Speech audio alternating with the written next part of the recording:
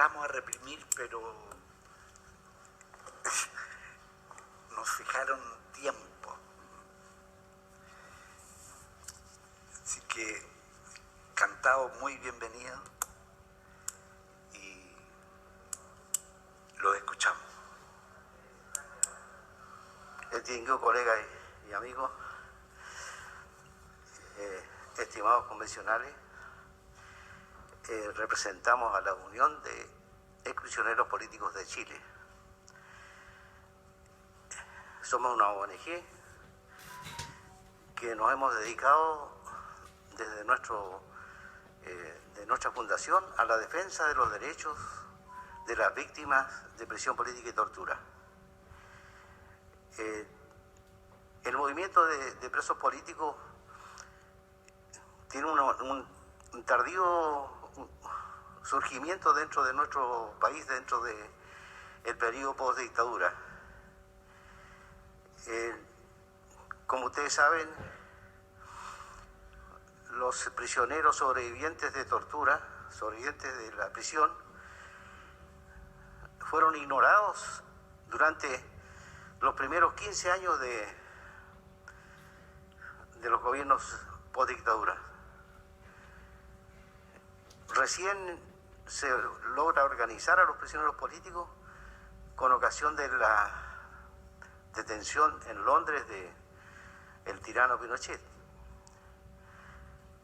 Habían algunas querellas por la caravana de la muerte y otras investigaciones criminales, y las denuncias que habían en España permitieron detener al tirano.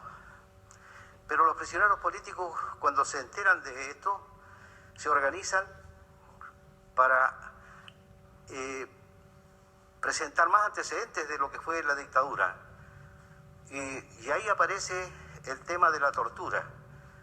Y los abogados de derechos humanos ayudamos a presentar querellas por torturas con el ministro que lleva la misma causa de la caravana.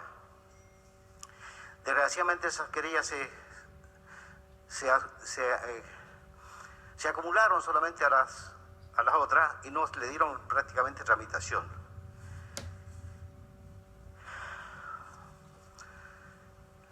El movimiento de presos políticos, que nació tan unitario en ese momento, desgraciadamente se fue disgregando, se fue parcializando y finalmente se dividió el movimiento, causando un gran daño a la lucha por la justicia, la reparación y la verdad. Eso llevó finalmente a que nosotros, que hayamos continuado con las acciones judiciales, demandas civiles, logramos agrupar a los compañeros de todos los sectores para seguir con esa acción judicial, que era la forma de denunciar la existencia de los crímenes de tortura y de que habían muchas víctimas. Por eso nosotros hacíamos demandas colectivas.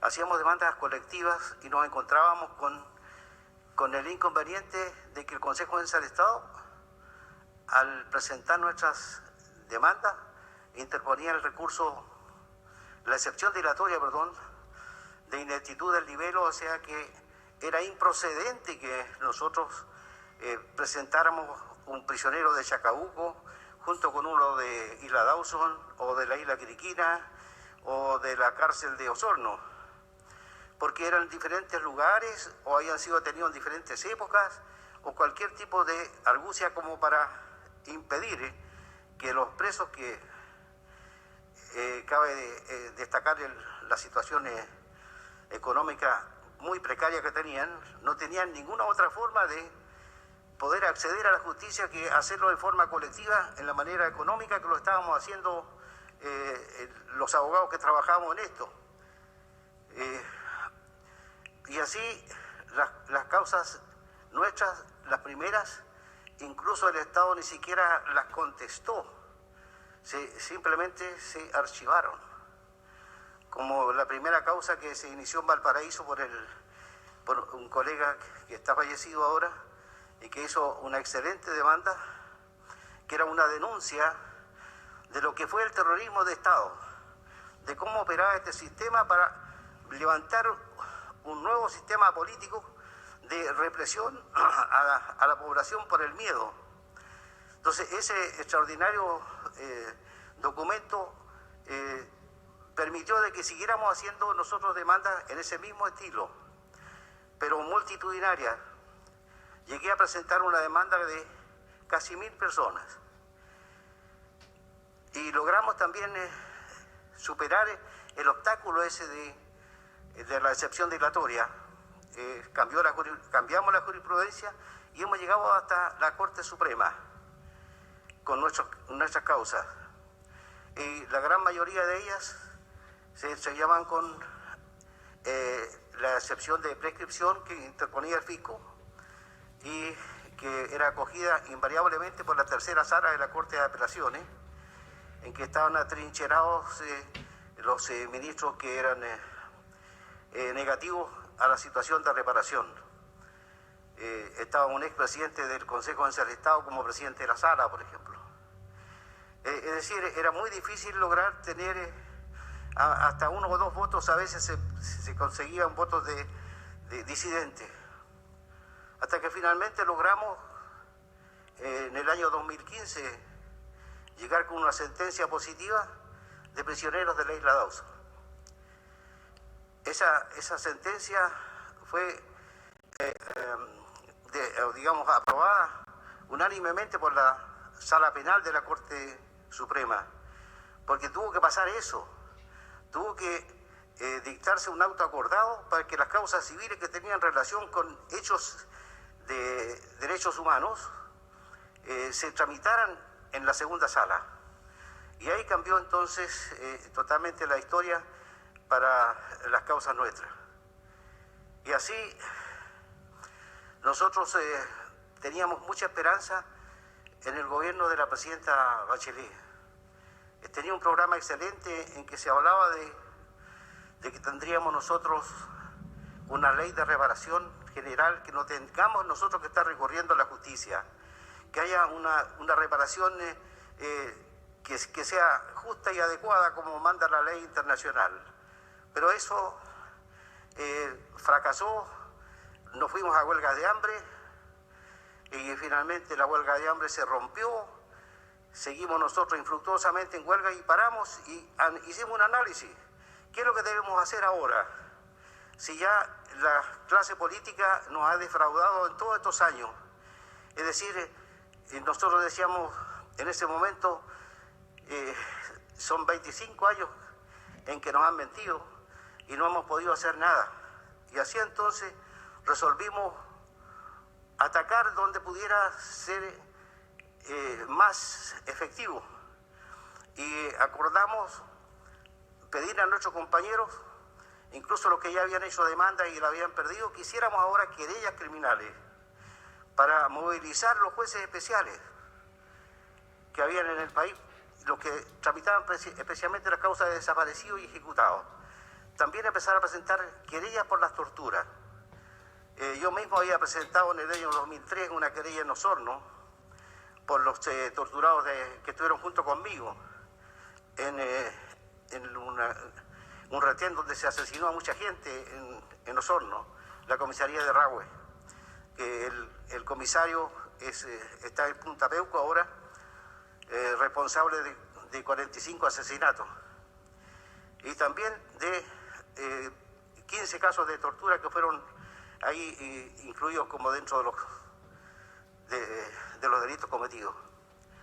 Entonces, lo que nosotros analizamos para tomar esta decisión de presentar querella era de que lo que se constataba de que por qué a nosotros no nos habían reparado, por qué teníamos esta situación de tener tanta gente empobrecida dentro de los ex prisioneros políticos, gente que pasó toda la dictadura marginado por las listas negras, no poder trabajar, el miedo, que si yo soy zapatero mis vecinos que antes me llevaban sus chancletas, ahora se las llevan a otro porque no tienen miedo de que yo entre al local del zapatero, porque pueden tomarme detenido e interrogarme si yo también soy comunista o algo así. Entonces eso llevó a que mucha gente, incluso los hijos nuestros, tenían ese problema de ese hijo de un comunista. Hasta los niños pequeños en la escuela eran discriminados. Entonces todo eso llevó a que nos encontráramos nosotros con que la alegría llegó, pero no para nosotros, los exprisioneros políticos, los sobrevivientes de la tortura. Llegó para otros que se acomodaron y envilecieron la política que nosotros conocemos ahora y que afortunadamente con este estallido social estamos nosotros esperando de que todo cambie en nuestro país, y especialmente con esta convención constituyente que puede hacer muchos cambios importantes, trascendentales para nuestro país. En suma, nosotros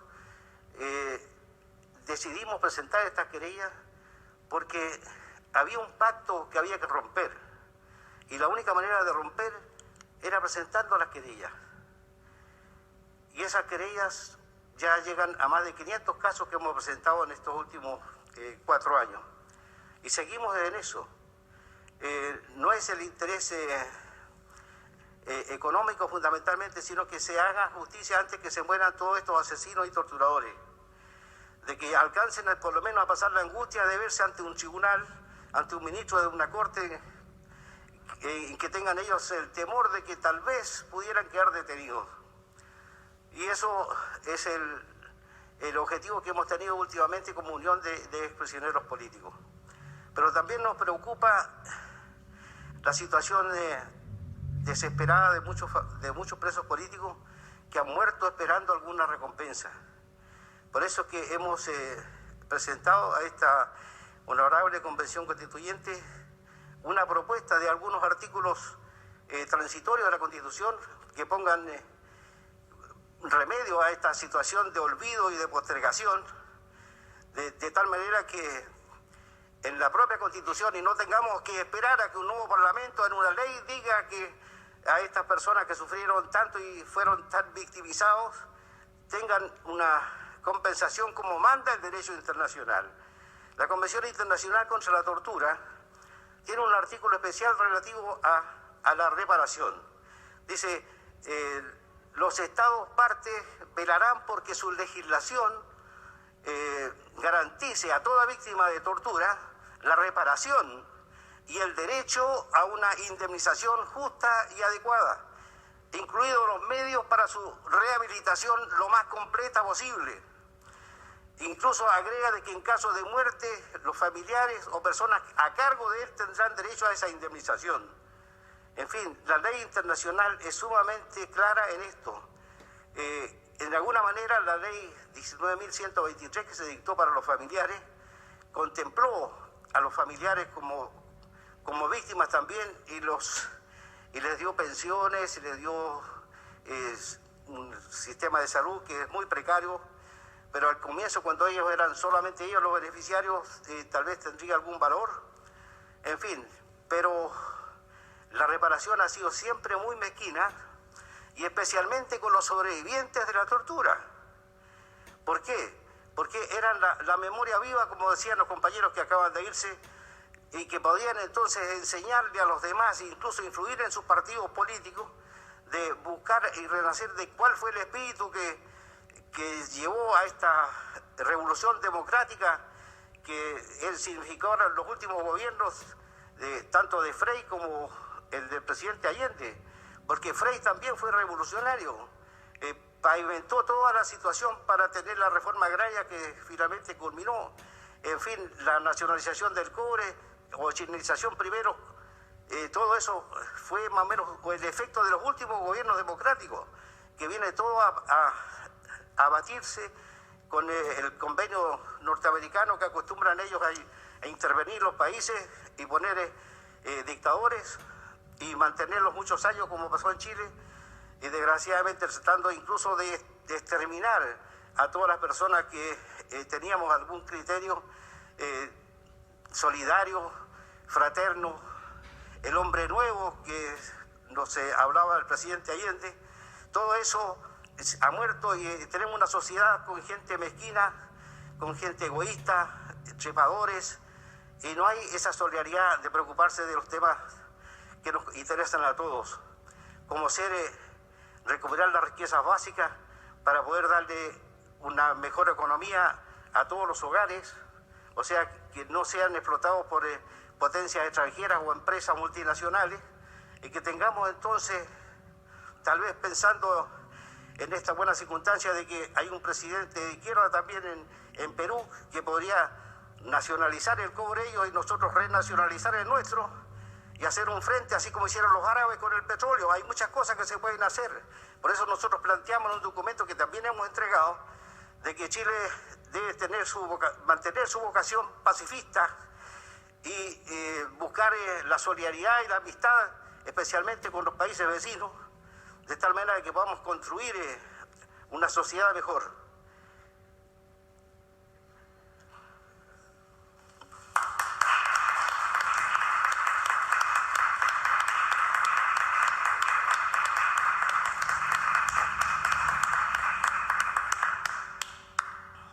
Alinson, ¿usted quiere agregar algo?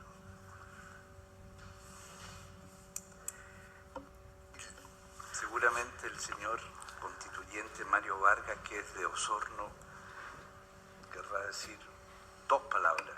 Sí, yo creo que la lucha que han dado ustedes la conozco perfectamente bien. Usted se refería a la tercera comisaría de Rahue, donde resido, donde sí, tal cual lo relata, bueno, hubieron muchos muertos y fue un pequeño campo de tortura. Así que nada, pues, darle mucho cariño. La lucha ha sido increíble, ustedes no han sido reparados ni escuchados, y en esa lucha también está mi amiga Nelly Cárcamo, que es de Osorno y que le reconozco su lucha desde el momento en que llegó exiliada de Alemania a nuestro querido Osorno, donde el cual lo hicimos muy amigo. Así que un saludo especial para su organización y nuevamente en la memoria nuestro compañero y amigo que murió en Hamburgo. Sí, gracias. Yo quisiera, si queda algún tiempo, poder leerle algunas cosas pequeñas que hemos redactado como propuesta. Querido Víctor, le ruego que las deje, porque en todo caso es la primera vez que recibimos formalmente una sugerencia de articulado transitorio que puede ser una vía eficaz, próxima en el tiempo. El secretario, no, el vicepresidente nos recordaba que nos quedan 45 semanas para terminar todo nuestro trabajo.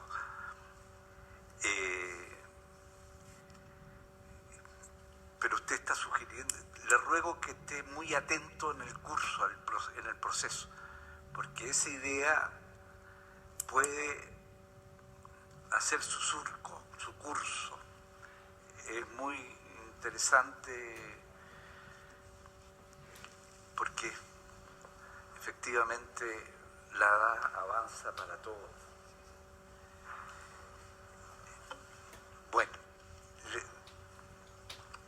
tenemos que terminar, lamentablemente, pero todo nuestro cariño y gratitud por el testimonio Muchas gracias, señor coordinador.